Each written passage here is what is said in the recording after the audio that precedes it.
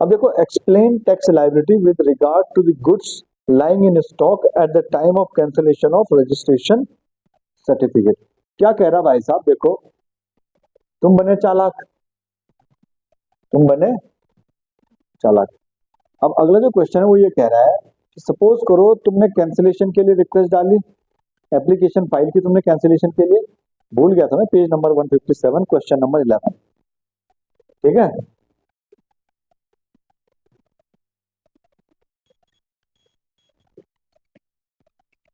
ठीक है, page number 157 question number 11 क्या कह रहा है, explain the liability with regard to goods lying in stock at the time of cancellation of registration certificate. आपने बोला जी मेरा रजिस्ट्रेशन सर्टिफिकेट कैंसिल करो, गवर्नमेंट ने बोला अच्छा, पहले रजिस्टर्ड था, ठीक है, सपोज करो पहले ये बंदा क्या था, रजिस्टर्ड था, इसने माल परचेज किया, माल क्या किया, परचेज किया, इस पे क्या लिया, आईटीसी लिया, आईटीसी ले लिया, बोला उसमें से सपोज करो 100 रुपए का माल खरीदा था, तुमने बेचा ही खाली अभी 20 रुपए का है, आईटीसी तुमने पूरे का ले लिया, समझ गए, और बेचा अभी कितना है, 20 रुपए। तो भाई जो 80 रुपए का माल है उसका क्या हुआ, बोले काम करो, ये जो आईटीसी लिया है ना, 80 रुपए के ऊपर का आईटीसी वापस कर दो, 80 रुपए का आईटीसी वापस कर दो, समझ गए।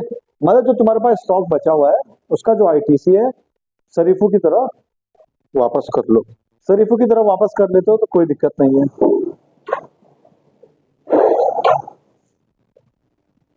तो क्वेश्चन क्या था, क्वेश्चन ये था कि अगर आपके पास गुड्स पड़ा हुआ है, कोई स्टॉक बचा हुआ है कैंसिलेशन के टाइम का, तो आप क्या करोगे, सिंपल सी बात है, उसका आईटीसी वापस कर दो।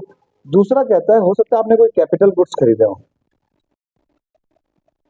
क्या खरीदे हो, कैपिटल गुड्स खरीदे, ठीक है, कैपिटल गुड्स खरीदे हो, कैपिटल गुड्स मतलब सपोज आपने कोई मशीनरी खरीदी थी, आपने क्या खरीदी थी, कोई मशीनरी खरीदी थी। अब अगर आप मशीनरी खरीदी थी तो एक बात बताओ, उसका भी तुमने आईटीसी लिया होगा, उसका भी तुमने क्या लिया होगा, आईटीसी लिया होगा।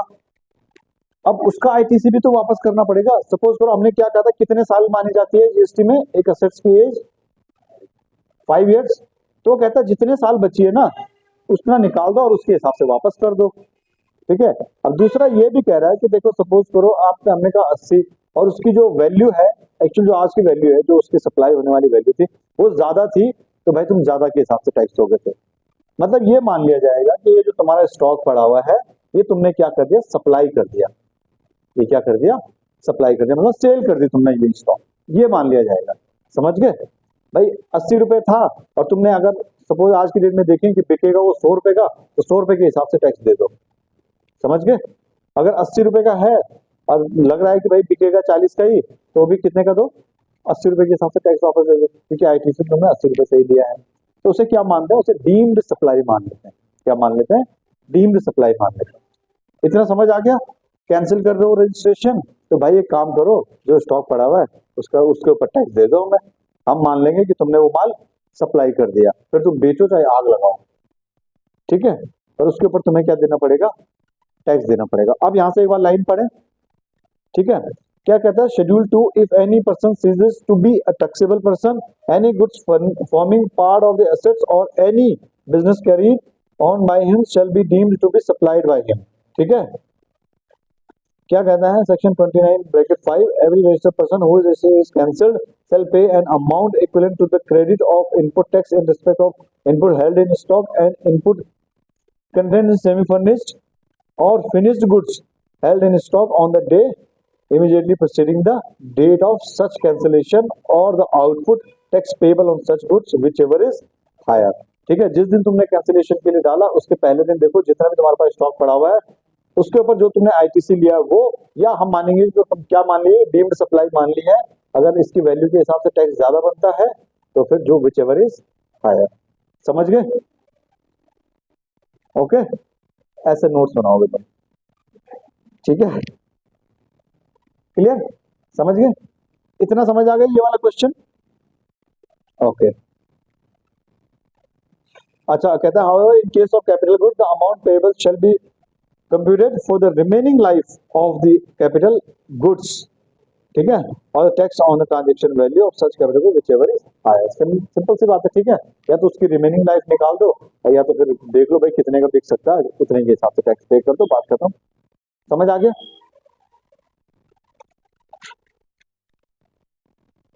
अच्छा, नेक्स्ट पेज पे आ जाओ, अगला question, explain GST provision in case of casual taxable person. भाई मुझे ये बात बताओ, क्या हम इसको पहले कर चुके हैं कैजुअल टैक्सेबल पर्सन को?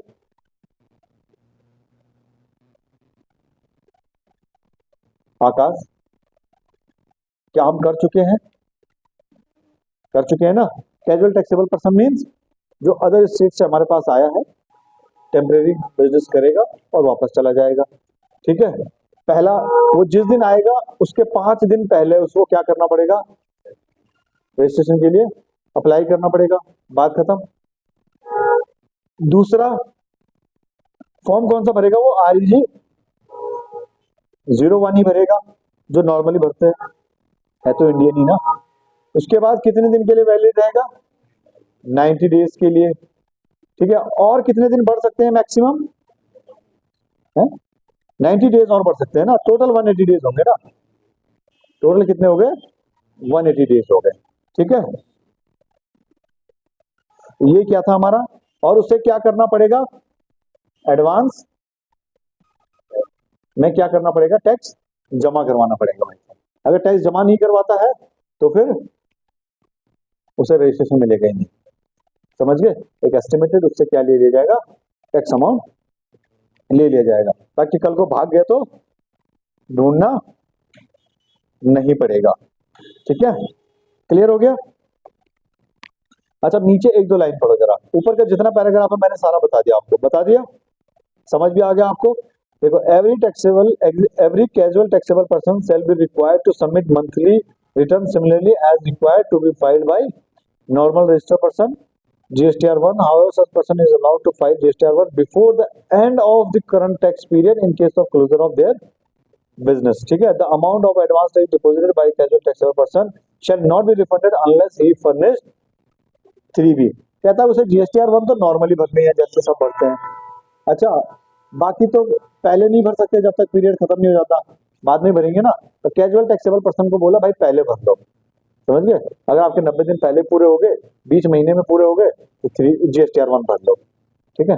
अच्छा, उसने जो अमाउंट एडवांस दिया था, सपोज उसका पूरा एडजस्ट नहीं हो रहा है, ठीक है, तो उसे रिफंड कब तक नहीं मिलेगा? ये सिंपल सी बात है, जब तक वो 3B नहीं भर देगा। जब तक वो क्या नहीं भरता? 3B नहीं भर लेता, तब तक उसको कोई रिफंड नहीं मिलेगा। पहले 3B भरो, बताओ तुम्हारी क्या लायबिलिटी है, और उसके बाद जो है क्या करो, रिफंड ले सकते हो, ठीक है। क्लियर हो गया? अच्छा देखो, उसके बाद नेक्स्ट क्वेश्चन है NRTP का, ठीक है। नेक्स्ट क्वेश्चन किसका है? Explain GST provision in case of non resident taxable person, ठीक है। नॉन रेजिडेंट टैक्सेबल पर्सन, देखो ये कहां कर रहा था? REG 01 में कर रहे थे, और ये कहां करेगा? REG 09 में ये अप्लाई करेगा, ठीक है। क्योंकि इसके क्या होंगे, डिटेल्स अलग अलग होंगे ना, ठीक है। वो थोड़ी उसके बाद आधार होगा तुम्हारा, ओके। और बाकी सेम रहेगा, 5 दिन पहले उसे भी अप्लाई करना पड़ेगा, 90 डेज के लिए ही उसे भी मिलेगा, 90 डेज वो बढ़ा सकता है, ठीक है। और वो रिटर्न कौन से फाइल करेगा? GSTR 5, GSTR 5 कब? 13 दिन के अंदर अंदर, जैसे ही महीना खत्म हुआ 13 दिन के अंदर अंदर उसको क्या करनी पड़ेगी? GSTR 5 फाइल करनी पड़ेगी, और विद इन 7 डेज, जहां पर उसका टाइम एक्सपायर हो गया उसके 7 दिन के अंदर अंदर उसको क्या करना पड़ेगा? रिटर्न मंथली, मंथली, हाँ। 90 दिन के लिए तो रजिस्ट्रेशन मिलेगा उसे, तो एनुअल कहाँ भरेगा वो, ठीक है। इनको एनुअल रिटर्न भरने की जरूरत नहीं है, ठीक है। वो तो GSTR1 और 3B भी भरना था कैजुअल टैक्सेबल, पर ये तुम्हारा GSTR1 और 3B भी नहीं भरेगा NRT, क्या भरेगा? GSTR 5 भरेगा, ठीक है, ओके।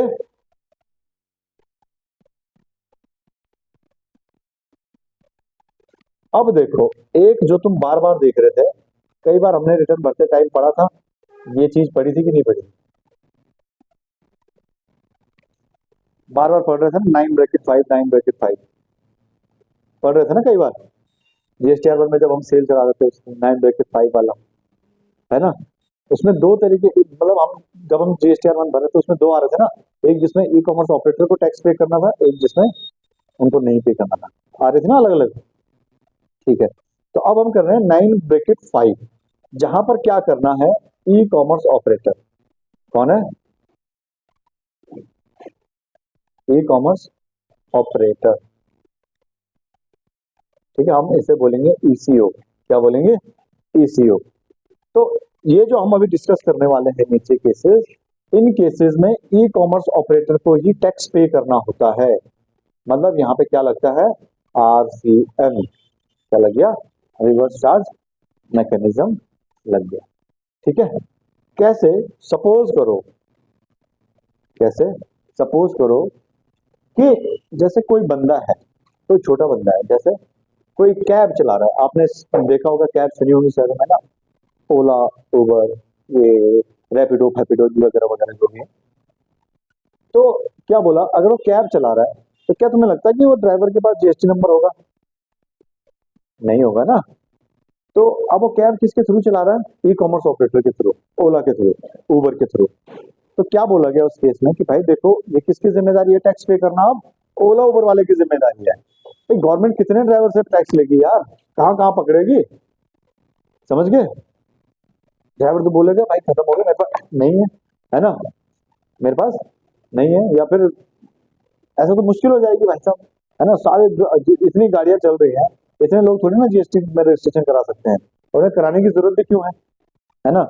बड़ी मुश्किल से तो 2 ग्राहक मिल रहे हैं दुनिया के दिन में। ठीक है, तो इस केस में क्या कहा गया, भाई कौन टैक्स भरेगा, ई कॉमर्स ऑपरेटर भरेगा।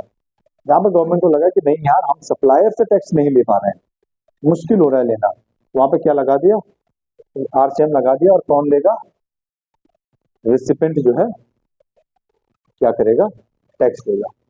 ओके, अब देखो यहाँ पे सर्विसेज कौन दे रहा है तुम्हें, सर्विसेज दे रहा हमें ड्राइवर दे रहा है। ठीक है, बट हमने क्या किया, ड्राइवर को पैसे दे दिए, और फिर टैक्स कौन पे करेगा उस पर, ई कॉमर्स ऑपरेटर। ठीक है, उसमें ड्राइवर को कोई टैक्स पे करने की जरूरत नहीं है। इस तरह समझ आ गया, हमने ड्राइवर का एग्जांपल दिया है, कुछ और भी इसमें एग्जांपल है, कुछ और भी इसमें एग्जांपल है। अब इसको थोड़ा पढ़ते हैं।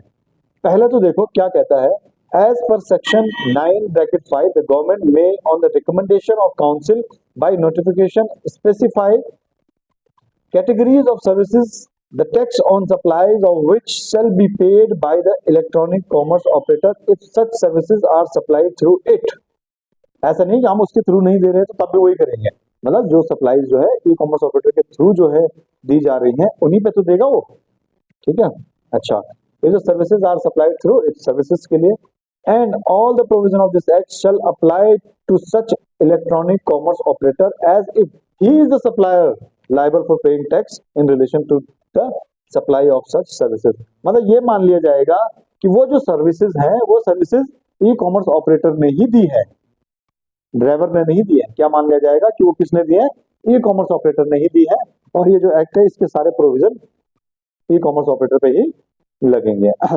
Further if an electronic ECO does not have a physical, अगर देखो कोई ECO ऐसा है जिसका इंडियन टेरिटरी में, ठीक है, कोई एग्जिस्टेंस ही नहीं है, मतलब वो यहाँ रजिस्टर्ड ही नहीं है, कुछ नहीं है, तो बोला भाई पहले उसका जुगाड़ करो। ठीक है, पहले आप वहां पे कोई बंदा रखो जो आपके यहाँ पे टैक्स दे सके। ठीक है, तो तब आप काम कर सकते हो। ठीक है, the taxable territory such electronic operator shall appoint a person in the taxable territory for the purpose of paying tax and such person shall be liable to pay tax। पहले एक बंदा रखो कि भाई ये बंदा जो है टैक्स पे करेगा, और वही बंदा क्या मान लिया जाएगा, लाइबल मान लिया जाएगा। ठीक है, अच्छा, फिर नोटिफिकेशन आई, तो नोटिफिकेशन में बोलेगा in case of the following category of services tax on intra state supplies shall be paid by the electronic commerce operator.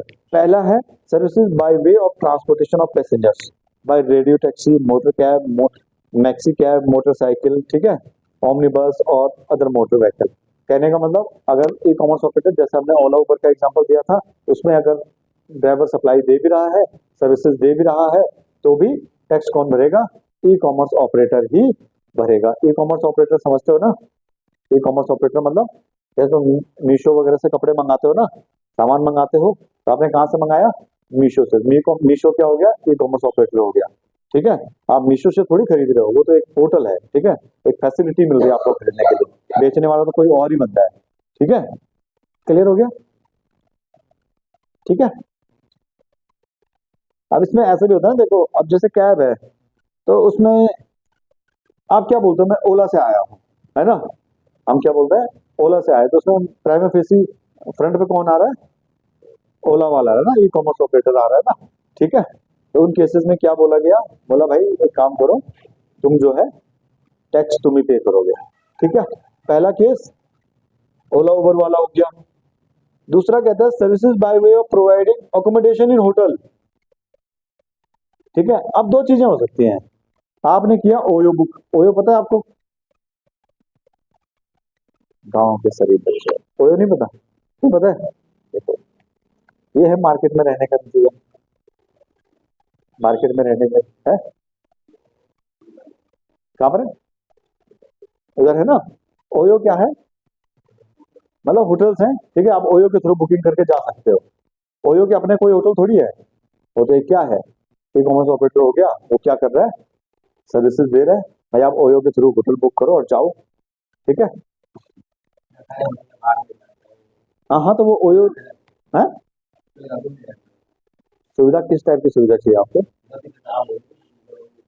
हाँ तो ऑनलाइन बुक करो, आप ओयो सर्च करो, आपको मिलेगा, अगर बोर्ड लगा हुआ है तो डेफिनेटली मिलेगा वो होटल आपको ओयो पर रजिस्टर। ठीक है, तो अब दो चीजें हो सकती है, या तो होटल वाला रजिस्टर्ड हो या अनरजिस्टर्ड हो सकता है ना, होटल वाला खुद भी तो रजिस्टर्ड हो सकता है। तो बोला देखो भाई साहब, अगर होटल वाला रजिस्टर्ड है, अगर होटल वाला रजिस्टर्ड है, तब तो कौन भरेगा, होटल वाला ही पे कर देगा, उसमें क्या दिक्कत है उसको। पर अगर होटल वाला रजिस्टर्ड नहीं है तो कौन देगा, ई कॉमर्स ऑपरेटर देगा। समझ गए, देखो चाहे आपके गेस्ट हाउस हैं, होटल्स हैं, ठीक है, क्लब्स हैं, और भी ये सारी चीजें हैं, तो ई कॉमर्स ऑपरेटर देगा, पर सिर्फ कहाँ देगा, अगर होटल वाला जो है रजिस्टर्ड नहीं है तो। ठीक है, तीसरा है services by way of house keeping such as plumbing, carpentering, है ना। भाई अब तुमने ऑनलाइन कारपेंटर बुलाया है ना, प्लम्बर बुलवाया है, ये सारी चीजें भी मिलते हैं। ठीक है, तो वो अगर आए हैं, उन्होंने सर्विसेज दी है, तो प्लम्बर के पास तो रजिस्ट्रेशन होने के चांसेस कम है, कि होंगे, कम होंगे ना।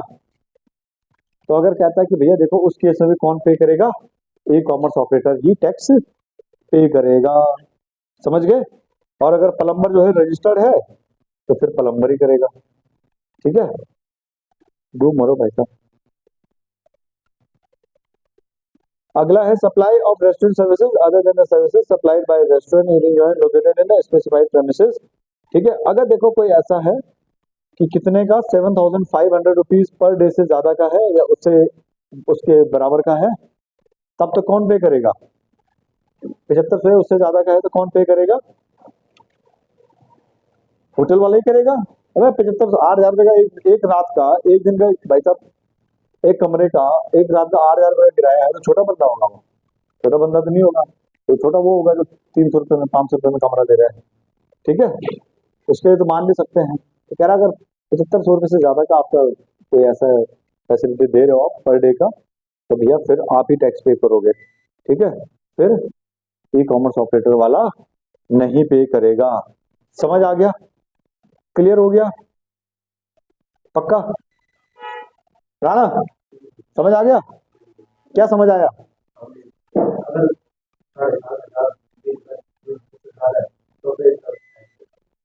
ठीक है, उससे पहले अगर प्लम्बर के केस में क्या था, हाँ हाँ हाँ, वेरी गुड।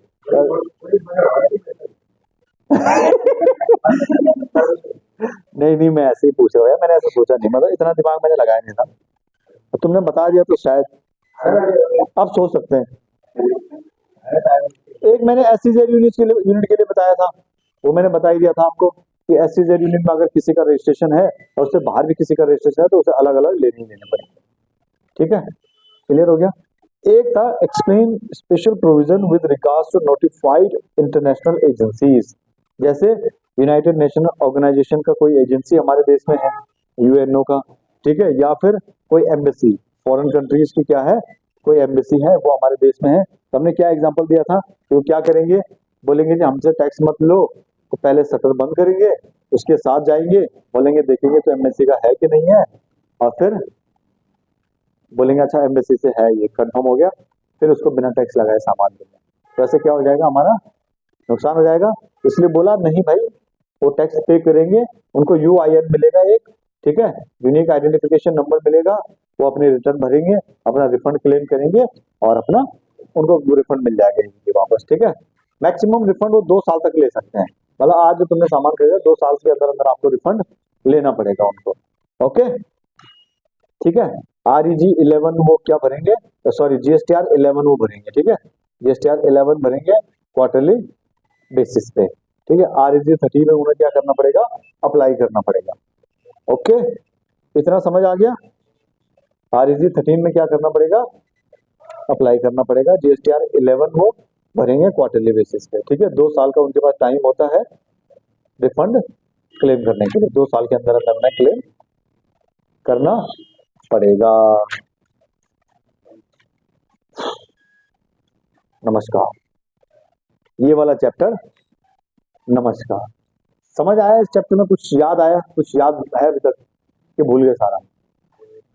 चलो एक बार जो है क्विक रिवीजन करते हैं। नहीं नहीं, I am not talking about you, I know you have forgotten everything. भूलता वो है जिसे याद होता है, ठीक है। अब मुझे एक एक करके बताओ, सौम्या जी, सेक्शन 22 ने क्या बोला था, इसमें क्या बोला गया था, थ्रेशोल्ड लिमिट के बारे में बात हुई थी, वेरी गुड। 23 ने क्या बोला था, 23 ने क्या बोला था,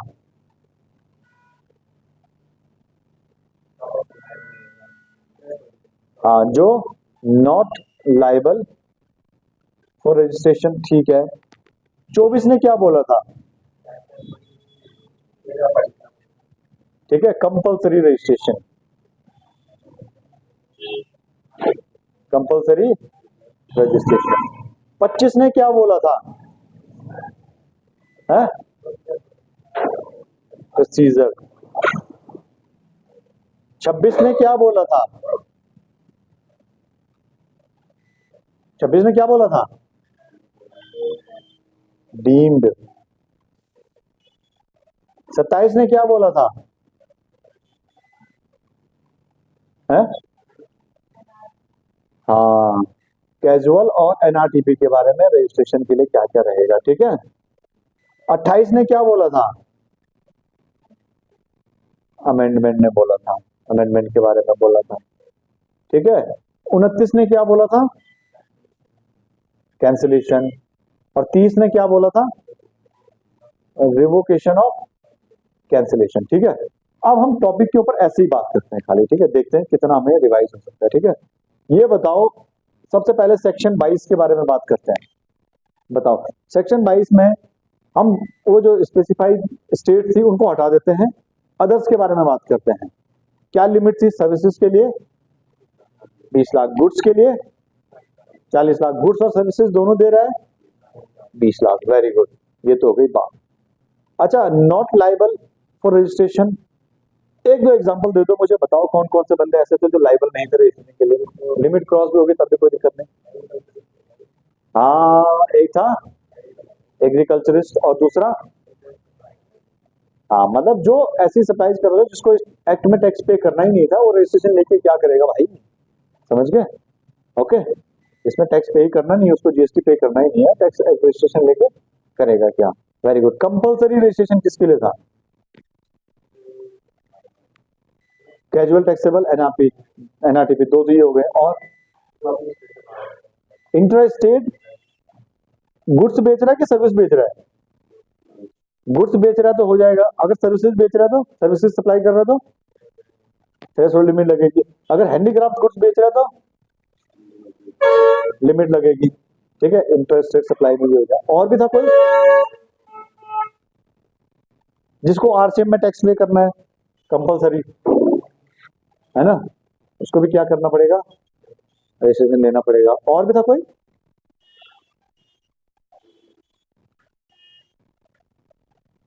यही एग्जांपल थे? अच्छा, कैजुअल टैक्सेबल पर्सन जो था, अगर वो हैंडीक्राफ्ट गुड्स बेचता था दूसरे स्टेट में आके, तो कंपलसरी रजिस्ट्रेशन था, चाहे 1 भी रुपए की टर्नओवर हो? या फिर उसको भी बोला था कि तुझे भी लिमिट दे देंगे, कोई बात नहीं, लिमिट दे देंगे बोला था? अच्छा, मुझे ये बताओ, कोई बंदा जो है पैसा देता है, इंटरेस्ट कमाता है, ठीक है, वो जो उसने इंटरेस्ट कमाया, ठीक है, लैंडिंग ऑफ मनी का जो बिजनेस कर रहा है, वो जो उसने इंटरेस्ट कमाया, उसकी जो टर्नओवर होती थी वो हम सर्विसेज के हिसाब से गिनते थे कि गुड्स के हिसाब से? गुड्स के हिसाब से। भूल गए आप लोग थोड़ा सा, ठीक है, कोई बात नहीं। हमने कहा था ना गुड्स के हिसाब से, फिर लिमिट भी उसी हिसाब से लगेगी, बोला था।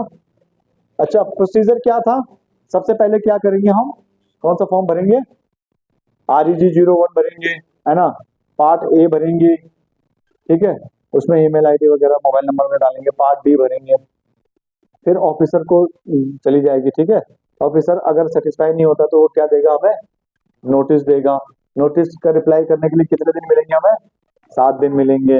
7 दिन में अगर रिप्लाई कर दिया और अगर वो सेटिस्फाई हो जाता तो अगले 7 दिन में वो क्या कर देगा, रजिस्ट्रेशन दे देगा, नहीं तो फिर कैंसिल कर देगा, ठीक है। डीम्ड रजिस्ट्रेशन मतलब मान लिया जाएगा कि भैया आपका रजिस्ट्रेशन हो चुका है। अच्छा, कैजुअल और NRTP के लिए ना, कैजुअल कौन सा बढ़ता था? REG 01 ही बढ़ता था, और NRTP कौन सा बढ़ता था? 09 बढ़ता था, ठीक है। अच्छा, अमेंडमेंट के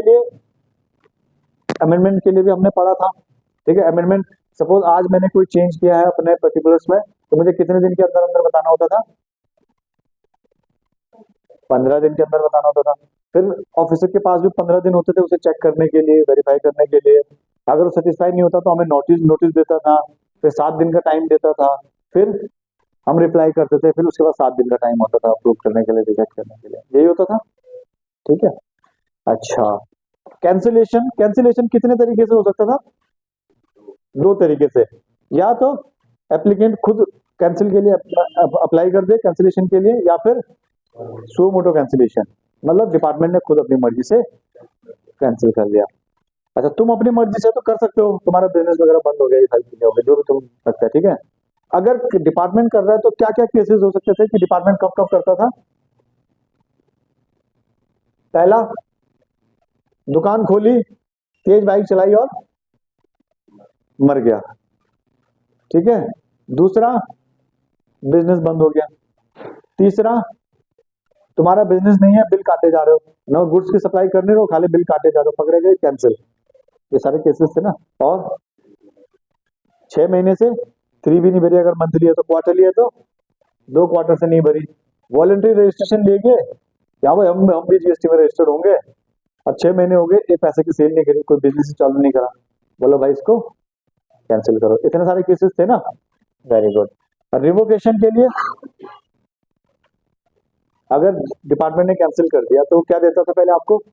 नोटिस देता था, सो कॉल्ड नोटिस देता था कि आपका रजिस्ट्रेशन कैंसिल क्यों ना किया जाए, फिर आप रिप्लाई करते, है ना। अच्छा, अगर कैंसिल हो गया तो कितने दिन का टाइम होता है कि आप रिवोकेशन के लिए एप्लीकेशन डाल सकते हो? 90 डेज का। और अगर तुम खतरनाक बीमारी से उभर के आए हो तो अगर ऑफिसर चाहे तो कितने दिन और दे सकता है? 90 डेज और देता था कि 180 डेज और देता था? 90 डेज और देता था ना, फिर टोटल कितने होते थे? 180 डेज ना, ऐसे ही था। अच्छा, एक बात बताओ, एक इसमें और पॉइंट था,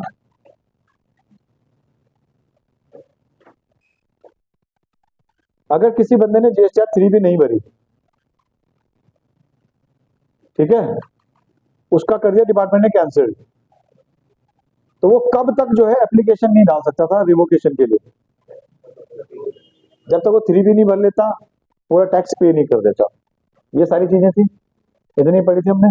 बोला था पहले टैक्स भरो, इंटरेस्ट भरो, लेट फी भरो, पेनल्टी भरो, उसके बाद बात करेंगे। अगर तुमने रिप्लाई में लिख दिया भर देंगे, तो फिर वो भी कैंसिल कर देंगे, ओके। तो मुझे लगता है आज के लिए चैप्टर खत्म है, इतना ही बहुत है।